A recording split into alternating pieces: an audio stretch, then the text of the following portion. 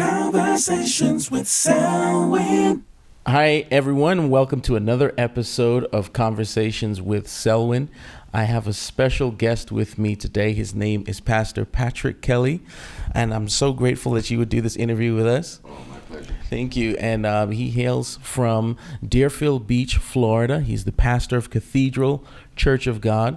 And prior to that appointment, I've had the opportunity to know him and just observe him, his administration style, his preaching style. And I can tell you this is a powerful and well-learned man of God. And I'm just so grateful for the opportunity to talk to you today.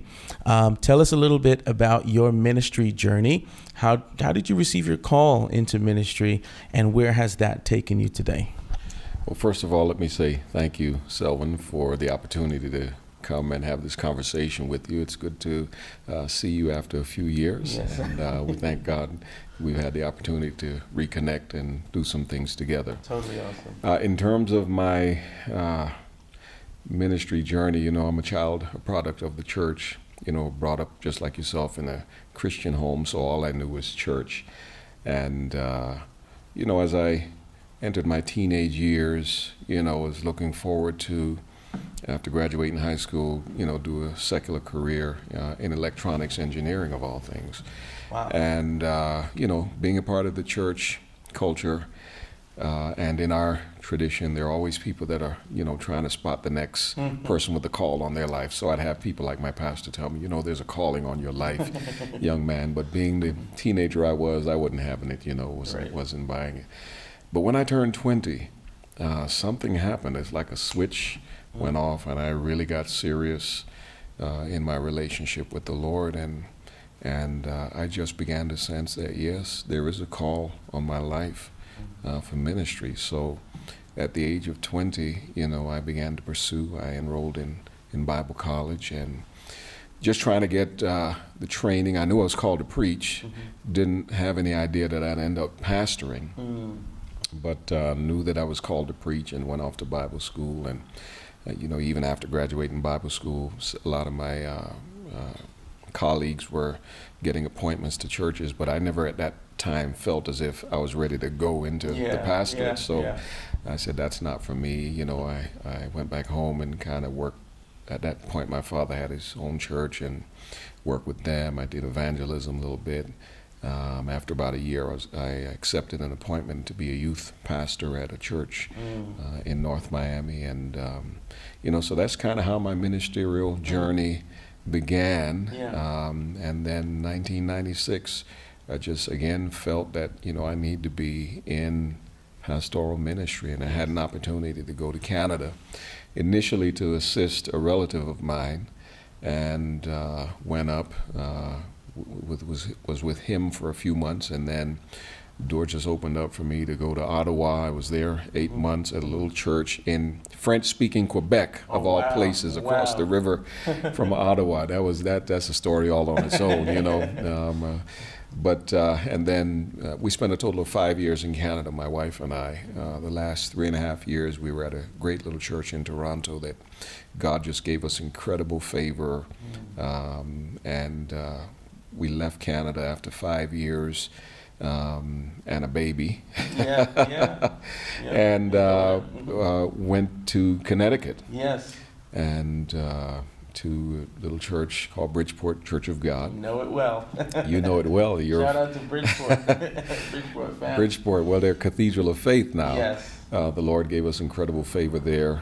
We were able to build, I think I built on the vision your father had, who was my predecessor. Yes. 2 pastors ahead of me. Yes. He had brought some property and had a vision to expand. And when I came in, I think it had been 3 or 4 years since your father had left, and nothing was done. And they were cramming into this little old building, that they had basically outgrown. And so I said, we can do this. Yeah. So we looked at the plans and actually determined that we could rebuild from scratch. Yes. which we're able to do. What a beautiful building it really is. It's a nice place, if I do say so myself. Yes, sir. Yes, sir. And aptly named as well. Cathedral of Faith. Yes. Yeah, we decided we need a new name, and something that kind of describes the journey. And faith was what enabled us to get it done, because the church had been through some difficulties. After your father left, there was like a void, and some people were, took it hard. He was promoted, of course, because your father was always, an official, one of the fathers of the church. So. But, God gave us favor. In 2.5 years, we had it built and just raised the level of ministry. And, it was just a great, great blessing. Wow.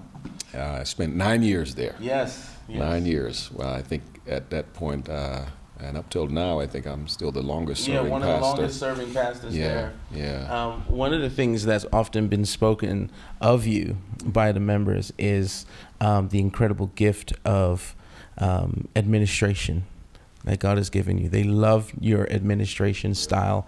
It's as if you just have that ability to clearly communicate what a person's role is, how they're supposed to serve. You give them information how to do it, you equip them, and then you release them into doing that. And that's something that the Bridgeport family has always spoken of you. They love your preaching, they love plenty of other things, but they took special note about your style of administration. Now, you're actually working on a project right now. Actually, you've completed this project and something that you're looking to roll out. And can you tell us a little bit about that project, what it is, and how it benefits the body of Christ? Well, it's a book that I have written and self-published, entitled The Church Member's Manual. All right now. And that's an interesting title. We need a membership manual? Of course we do. Yeah. What gave rise to the book, I was listening to a sermon series in the 90s when I was in Canada on the responsibilities of a pastor. And it was a very good series, but it left me thinking, we know what the pastor's job is. What about the members? Right. Because even now, if you ask people down to the littlest children in Sunday school, what's the pastor's function? What's his role? They'll tell you. They'll rattle off a list. He preaches. He prays for the sick. He marries people. He buries people. Yeah. He conducts revivals, and on it goes. But if you ask, what is the role or the function of the church member, you may not get a lot of people able to articulate. Yes. So I wanted to put something out there to inform, and like I said, it came out of a sermon series that I developed on the 7 responsibilities of a church member.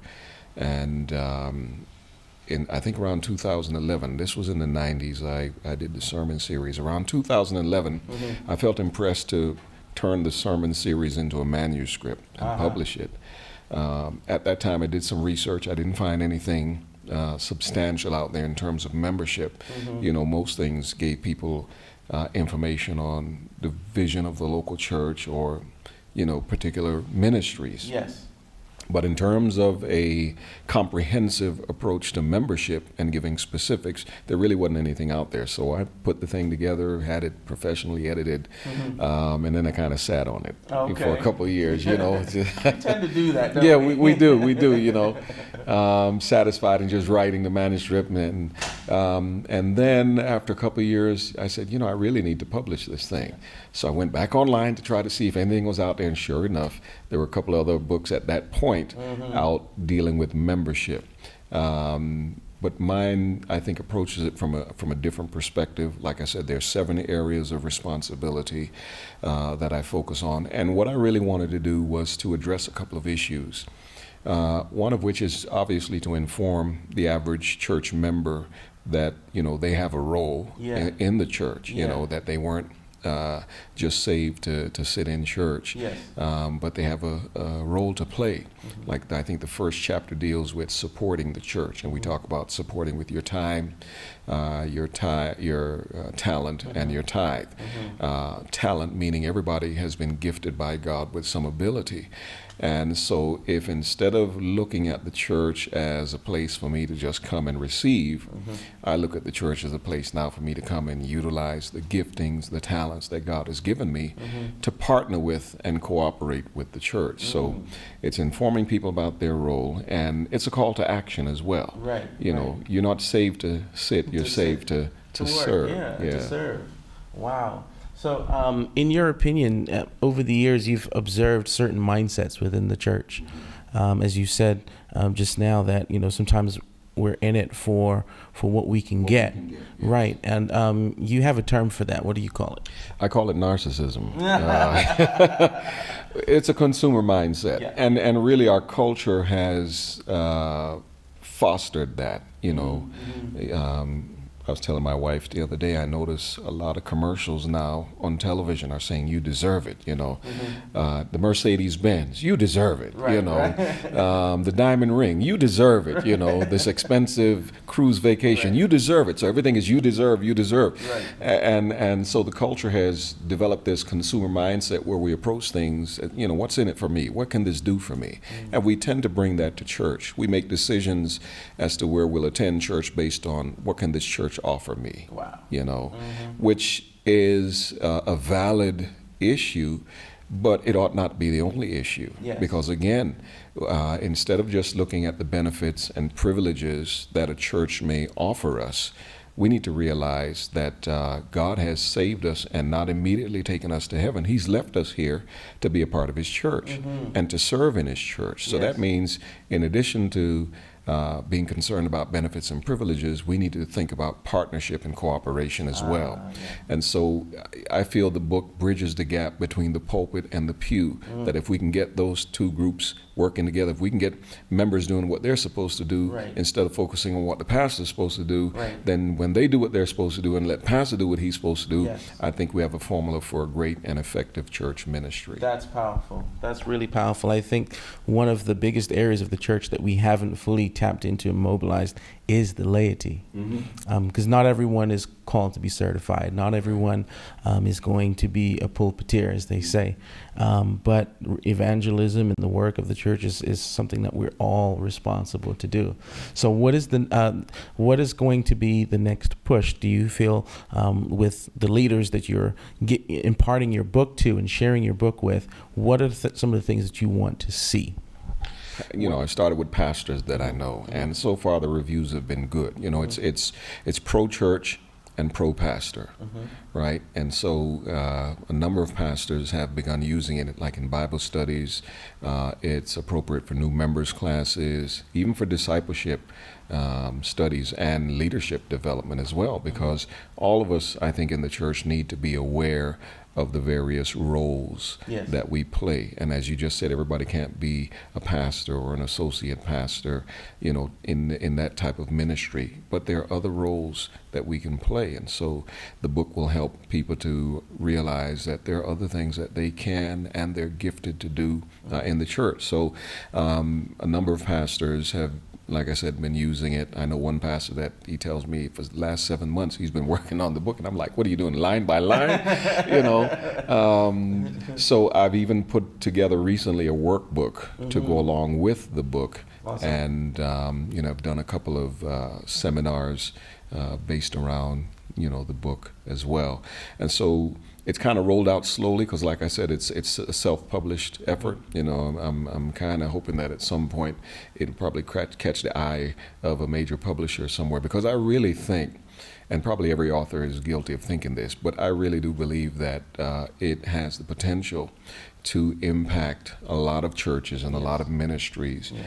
And so I it's my desire to see the information get out there. The next phase I'm thinking about is to turn it into an ebook, which will make it even more accessible to people. I mean, it's on Pathway Press, and it's available through Amazon and Derek Press right now. But Yes.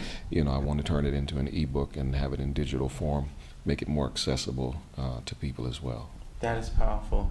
Well, we definitely thank God for the wisdom that He's given you to impart this. I mean, there's no question why, in my mind, or even in our listeners' minds, as to why God has graced you and given you great success in ministry over the years. It's because He's given you a vision for people, not just how you can use them, but how God can use them. Right. And I think that is just an incredible gift to the body. So how can folks get a hold of this book? Well, like I said, it's available on Amazon, Pathway Press. as well, or pathwaybookstores.com rather, derekpress.com.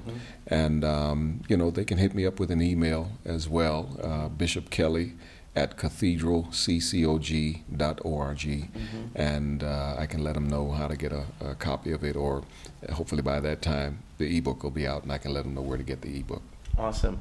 Well, we celebrate your success and we celebrate the launch of this book, and we're looking forward to the body of Christ just being ministered to in a powerful way. Thank you so much, Pastor. Thank you. You got it.